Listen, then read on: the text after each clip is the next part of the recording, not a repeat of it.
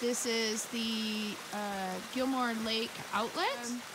So going over Dick's Pass this morning, it's about 2.5 miles to the top. Everybody has warned me it's pretty arduous, so trying to get an early start. And then possibly stopping at Dick's Lake for lunch, possibly Fontanellis. I'm not sure yet. And then I'm looking at camping at Middle Velma. I don't know. I heard those warnings about the cat, so I'm a little want to camp past it. But again, I try to camp next to water. I don't like to dry camp. Anywho, I'm gonna play it by ear, see how I feel. Because after Middle Velma, the next water is not for like 6 miles after that. So. We'll see. So, anywho,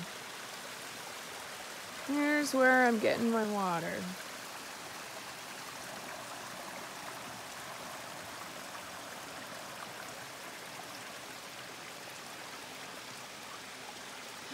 Gorgeous, beautiful blue skies this morning. Hopefully it stays. So, very pleasant this morning. I wanted to take a little footage before I get about a mile from the top of the peak, because I have been warned it is brutal. So I'm sure nobody wants to hear me huffing and puffing, but just so pleasant. The grass, a little tiny breeze, the birds chirping. Gorgeous. So I believe that's Susie Lake down there.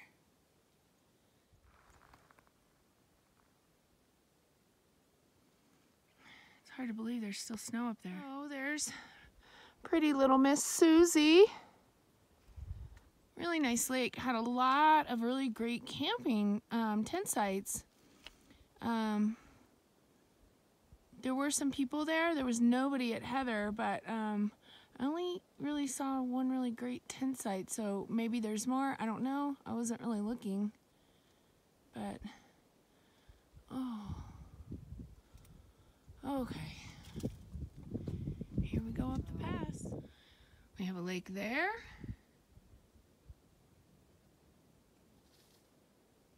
A lake there. And a lake over there. Beautiful. And we have a climb up there. Yeah. Okay, so here I am at mile marker 134.3-ish. I already forgot what elevation I'm at. But I'm starting to feel the pressure on my head from the altitude. But I just wanted to show you the pretty lakes. See the one way over there? Pretty. And then look what we have here. So this is Half Moon Lake. Very pretty. A little basin for this area. Gorgeous. Ooh, I got more to go up though. See up there? Good morning. So here I have found another female TRT thru hiker. This is technically 1, 2, 3. This is the 4th female thru hiker. So I just want to say, where are my ladies at on the thru hike? So glad to see you. Introduce yourself. Tell me what you're about. Hey, I'm Marci, and I'm 38. I'm thru hiking with TRT counterclockwise, so I get to meet a whole bunch of people because everyone's going clockwise for whatever reason. I don't know. Maybe I went roller skating too much as a kid and I feel like I have to rotate that way. I haven't figured it out, but I'm super glad to get to meet so many more people. I've met lots more than 4 female thru hikers, so maybe it's just the direction. Yeah. Anyway, I started at Echo and I'm heading south toward Echo right now, and I might finish today. Still not sure if I'm going to take the boat or not. It's sort of cheating, but it's also really fun. So we'll see.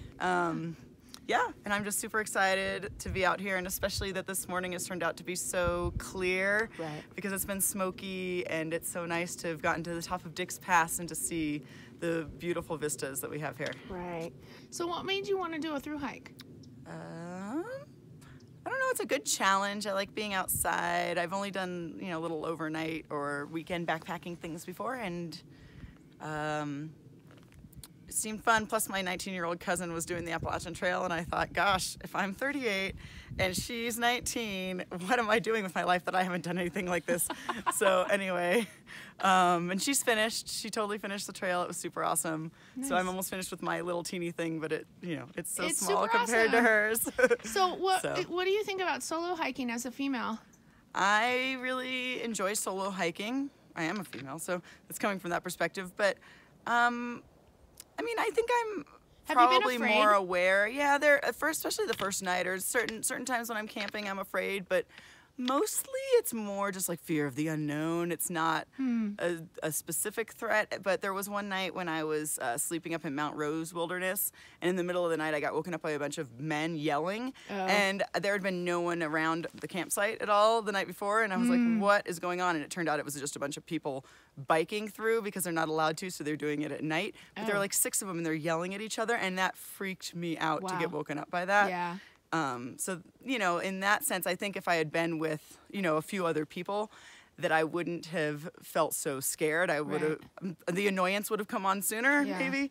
So, you know, I think there's that kind of thought, but mostly I felt like everyone I've met on the trail has been super awesome and genuine. And so having those people around makes me feel safe. And the aspect of like, oh, I've hurt my ankle and I can't move. Like there are enough people coming along that, you know, I feel like I'm going to eventually, someone's going to be there. So I don't feel that worried about it. My mom might feel differently, but so I text her when I get cell signal so she doesn't freak out. Okay, good, good. So would you recommend this trail?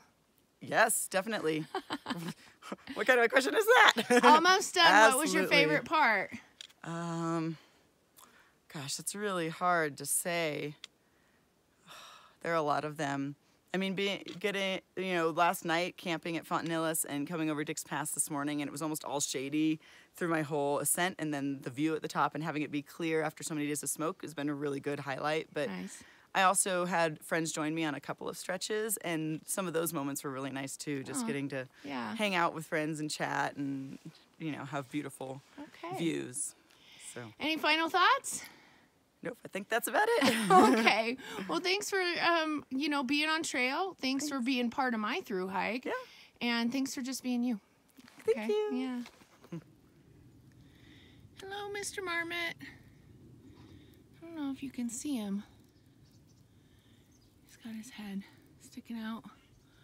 Enjoying. He's a fat one. The ones I saw yesterday were small. They must have been pups.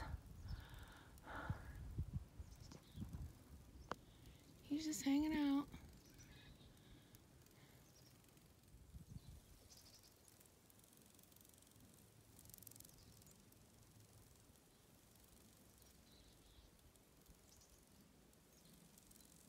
I'm going to assume that is Dick's Lake.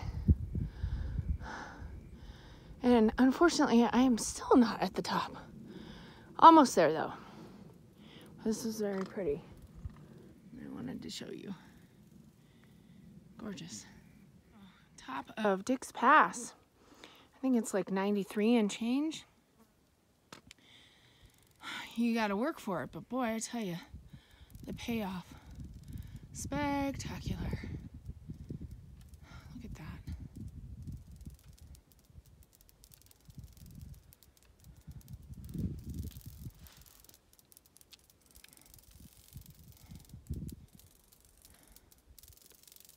Another pass down, and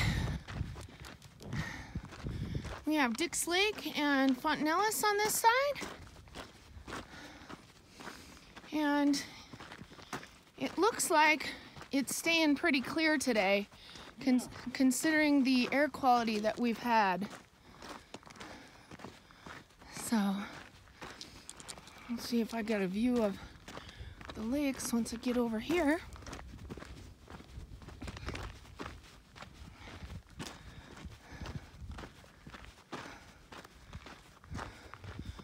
There's a little lake through the trees. I'm not sure how much of a view we're gonna get now. There we go, there's a little bit through the trees. And amazing, but we'll be down there soon. Dick's Lake, very pretty.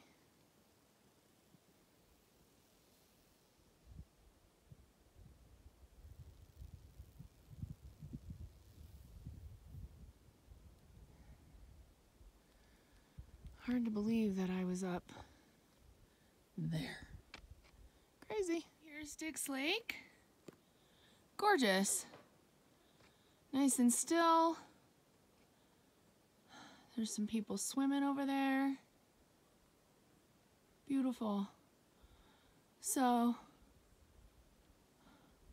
amazing to think that I was up there, but over to the left. Crazy. Crazy. Beautiful. The water just looks beautiful.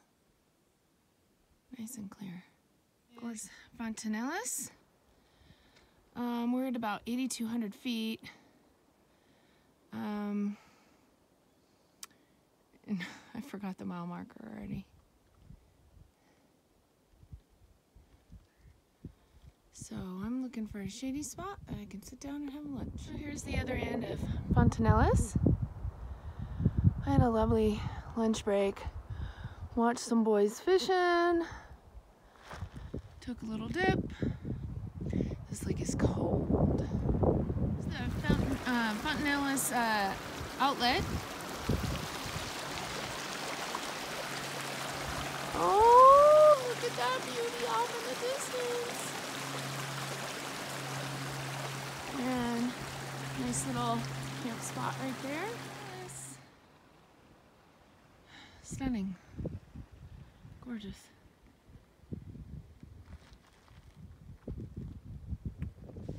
So here we have Middle Velma.